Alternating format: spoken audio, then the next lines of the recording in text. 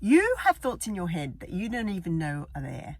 And those thoughts are stopping you from having these really important conversations with your kid that is going to enable them to say no when they need to say no to the people around them.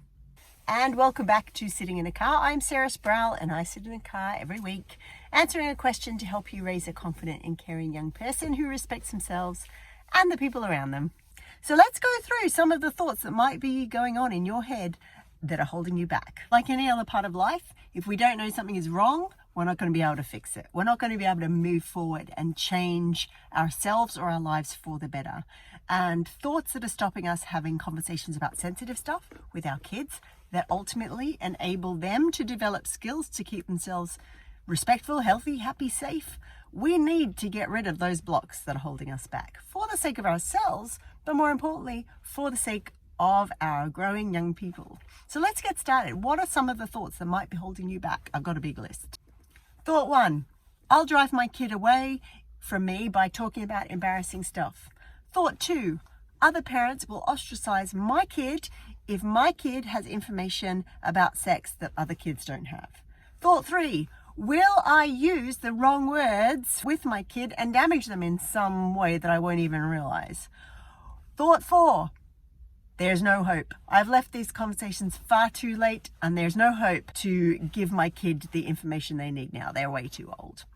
Thought 5, I'll take away my kid's innocence if I talk about sex. Thought 6, I will give my kid the shame that I got when I was a kid if I start talking about it while I feel embarrassed. Thought 7, if I talk about sex, my kid will start having sex early. Thought 8, I don't even know how to start a conversation with my kid about sensitive stuff. Thought 9, my kid hasn't asked questions yet about this sort of thing, so I don't want to start doing anything that they don't want.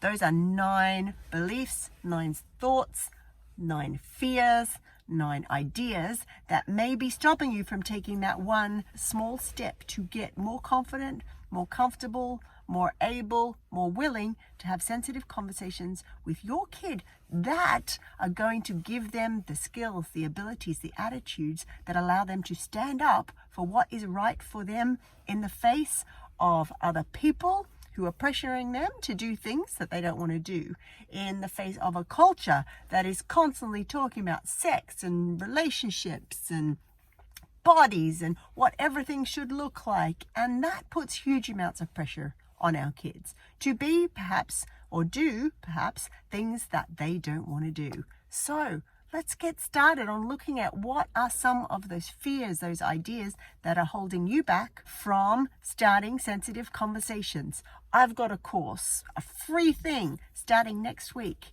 It's an opportunity for you to spend a bit of time looking at your head and working out what are the things that you can change that are going to benefit your kid in the long run. Find the link. It's going to be somewhere below, above, who knows where, but I'm going to put a link here that is going to help you take that one first step that is going to make conversations with your kid that empowers them to be more themselves, stay healthy, happy, safe, and respectful than they have been able to do before. Head on over there and I will see you soon.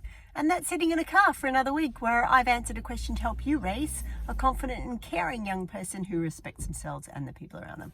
Bye for now.